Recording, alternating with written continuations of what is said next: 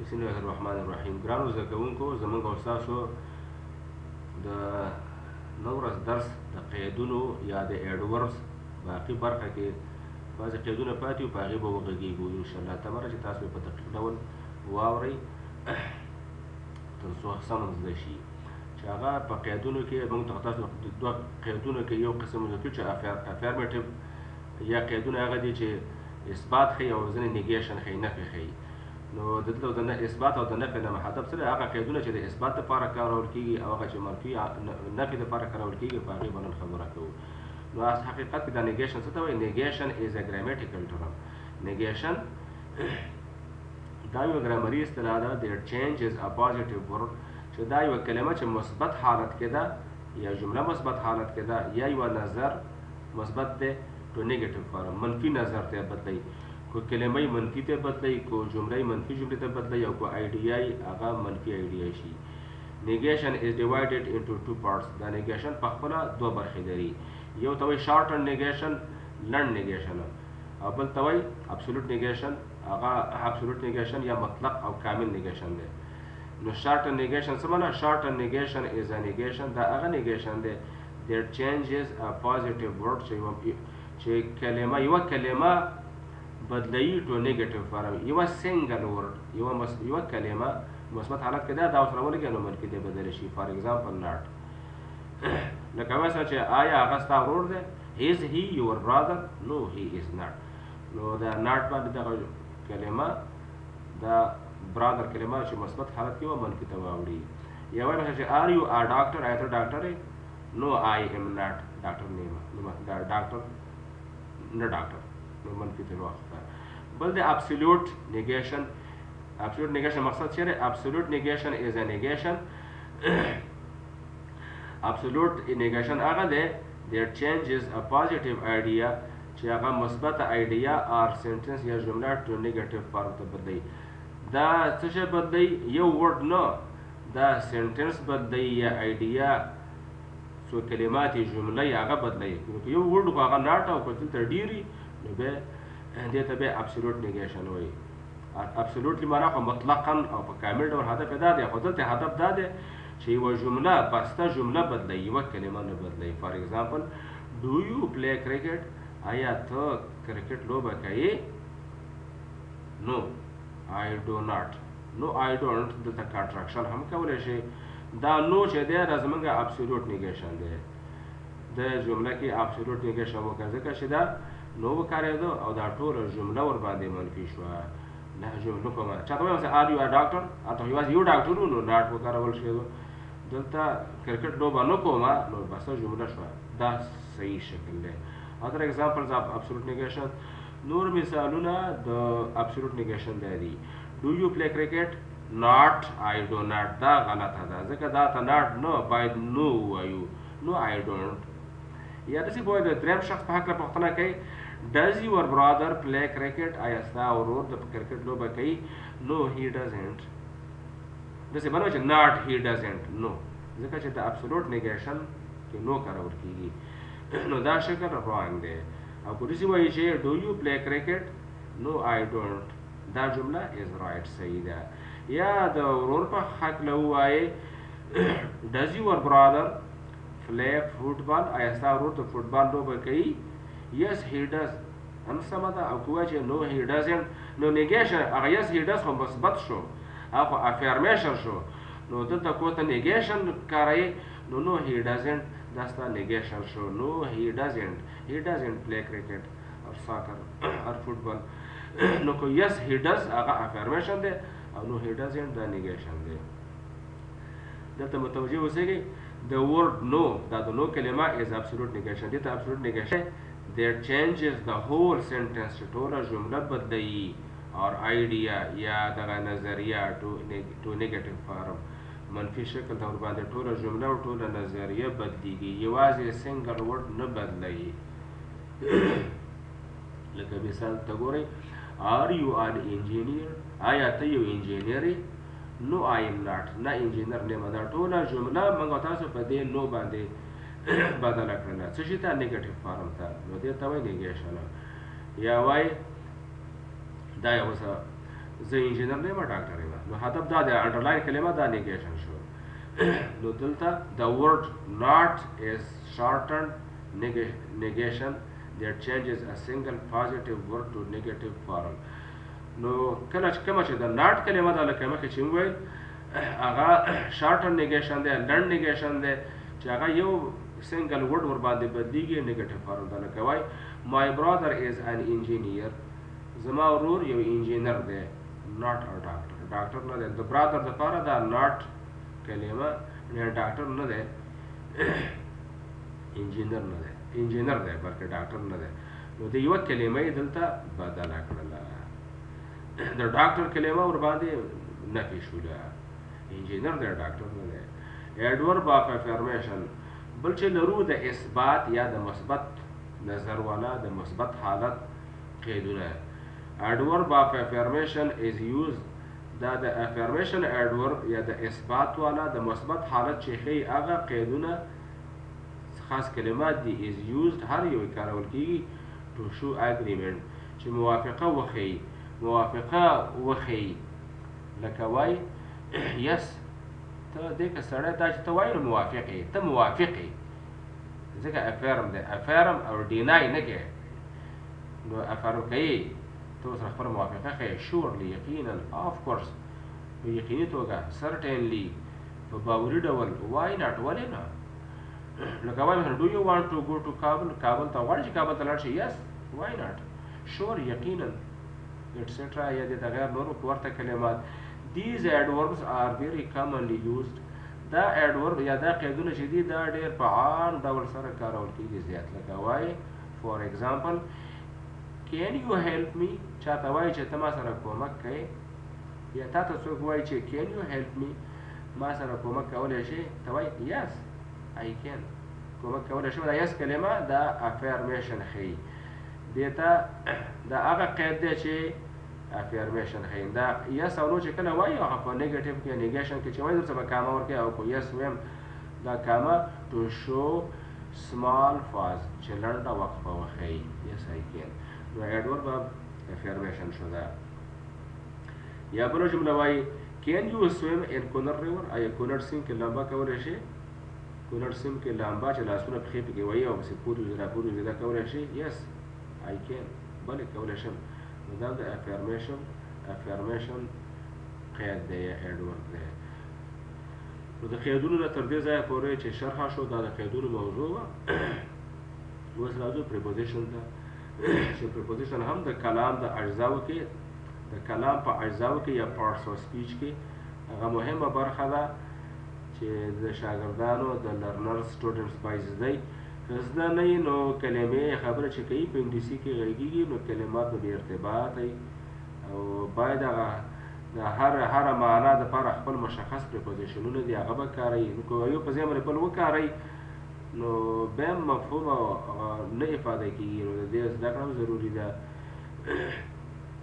if you would like to learn English better you have to learn the usage of prepositions also no definition of preposition څه ده د preposition یا د حرف اضافه تعریف preposition is a word دا یوه کلمه ده or group of words یا به د کلماتو ټولګه دوه کلمې به کېدای شي درې کلمې یا به یوه کلمه یا به دوه درې کلمې that shows the relationship چې دا به تړاو او ارتباط ښیي د څه شي of noun or pronoun د اسم یا د ضمیر with the rest of the sentence د جملې د دې نورې باقي برخې سره تړاو او ارتباط به ښیي دغه اسم یا ضمیر به پر subject position کې به ذکري او د دې دپاره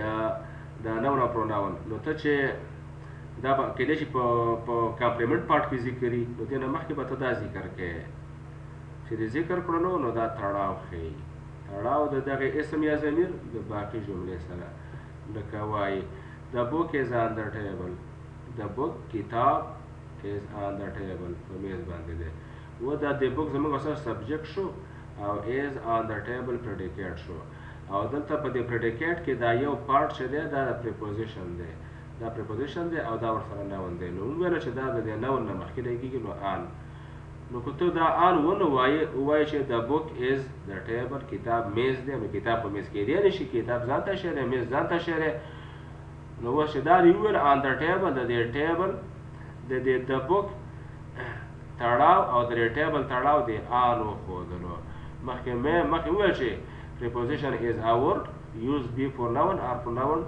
to show its relationship with the rest of the sentence نو د دې ټیبل تړاو د دې بوک سره ولګېدو یا د بوک تړاو د ټیبل سره په دې باندې واضحه شو نو preposition plus noun نو دې ته prepositional phrase هم ویل شو دا on the tables کلمه خپله ده on the table prepositional phrase دی دې ته حرف اضافت والا عبارت ویلی شو چې څه کوي showing the relationship of noun with the rest of the sentence چې دا د اسم تړاو کوي ارتباط کوي د جملې د باقي برخې سره یا بل مثال ته متوجه شئ she is talking with him هغه لکه زینب فاطمه is talking with him د هغه سړي سره یا ورور دی یا خاوند دی هغه سره غږېږي with him دا with preposition دی او him ضمیر دی ځکه مې دا ذکر کړه چې مخکې موږ ویل چې په اسم یا ضمیر باندې داخليږي او د هغې ارتباط ښیي نو دا ارتباط د ضمیر هم کله کیدی شي دا ضمیر شو preposition plus pronoun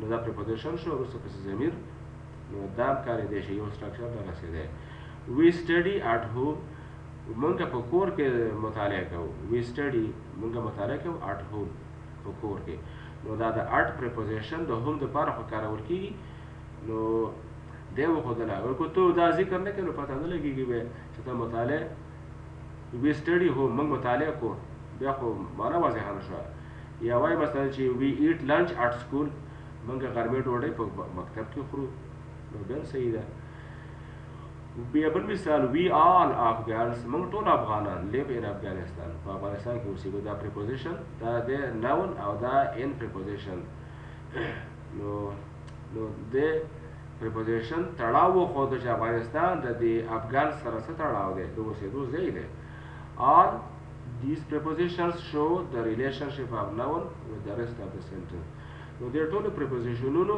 چې په دې noun یا pronoun باندې لګېدلی د جملې دا مخکې ذکر شو باقي برخې سره تړاو یې وښودو اوس دلته بله موضوع ده list of some common preposition اوس دا کوم دي prepositionونه کوم دي ډولونه څه دي خپله دا په څو ډوله دي او کوم دي نو دلته ځینې مشهورې شته هسې خو څلوېښت شاوخوا پنځه څلوېښت شاوخوا prepositionونه دي کوم ټکي کارول کېږي هغه دا دي او هر یو خپله مشخصه معنا لري او خپل د کارېدلو مشخص ځای لري او دا نه ده چې یوازې یو چې کله دی نو یوازې یوې معنې دپاره به کارول کېږي یو معنا بلکې کیدی شي یو preposition د ډېرو معانیو دپاره وکارول شي لکه وایي مثلا چې دا ان ظرفیت دپاره بس ما تاسو راواخلئ لکه وایي ظرفیت ښیي the pen is in my pocket قلم زما په جیب ظرفیت ښیي یا وایي مثلا چې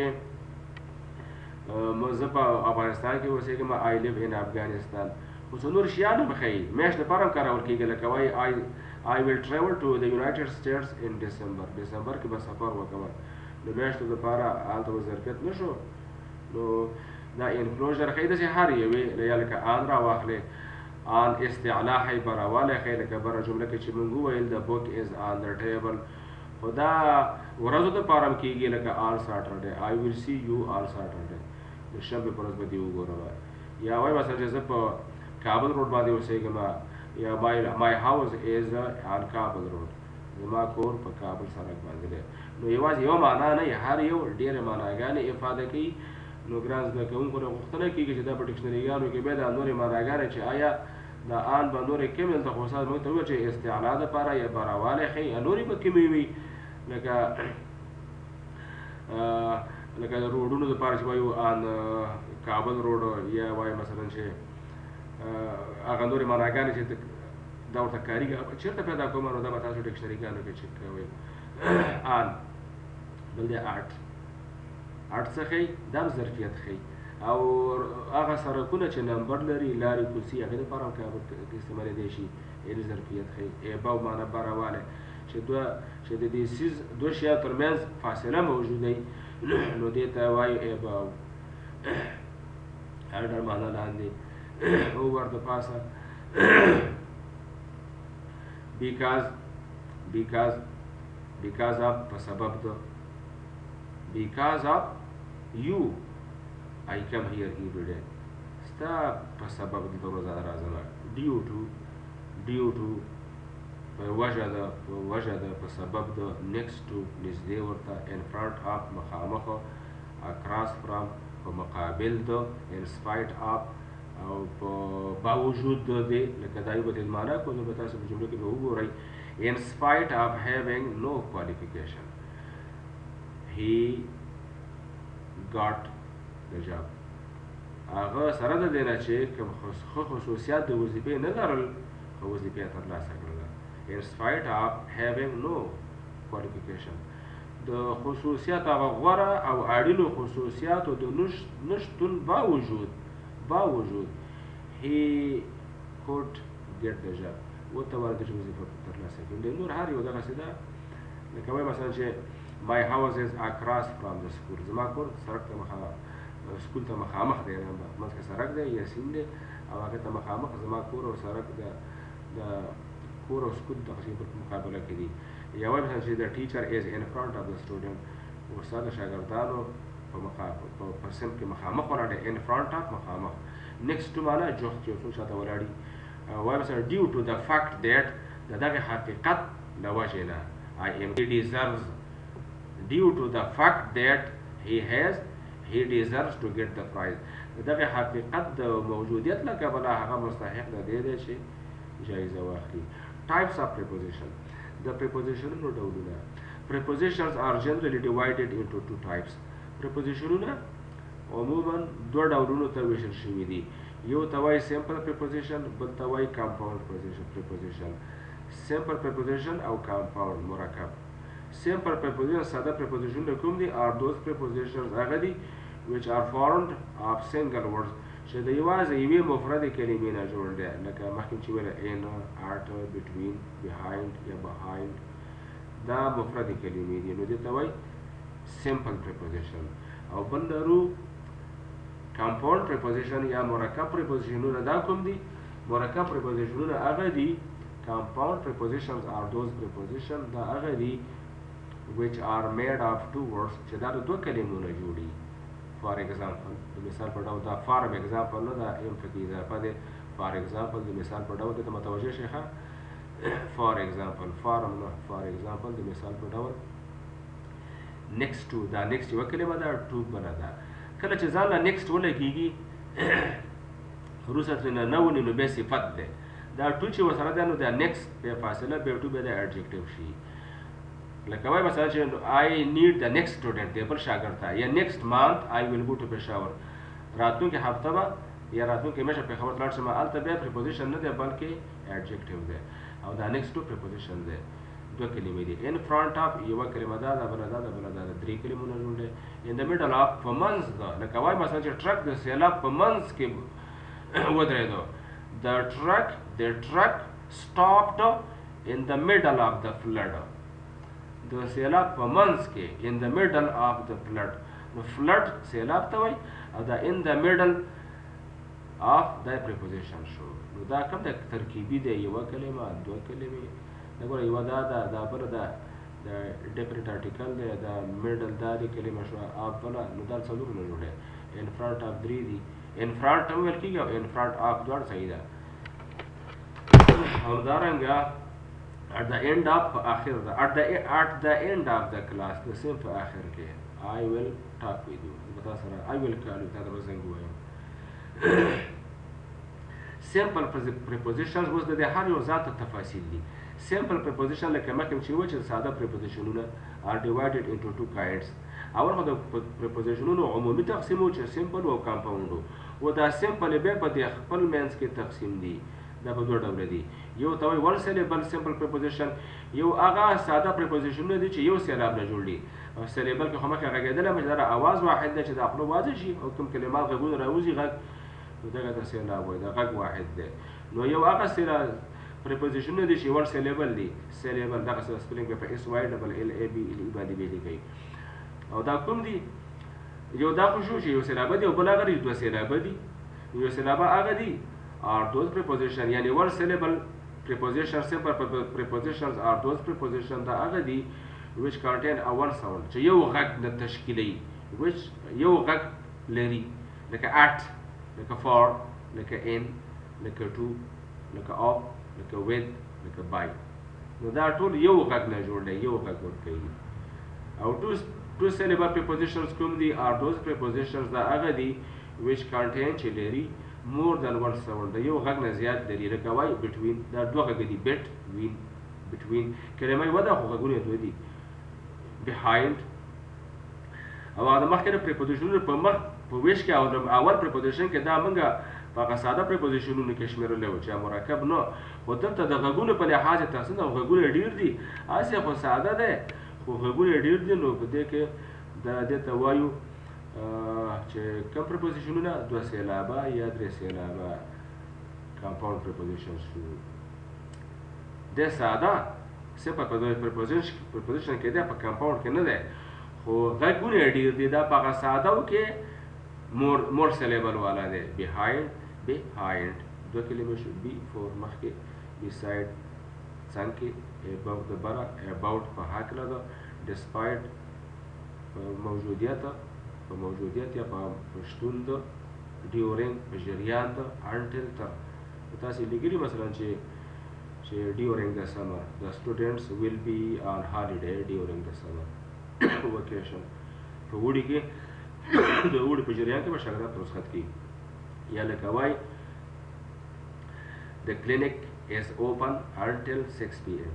کلینیک خلاص دی تر 6 بجو پورې نو دا زموږ ستاسو د prepositionونو درس او نور باقي ډولونه چې دي په هغه به په بل درس کې انشاءالله غږیږو خبره به ورباندې کوو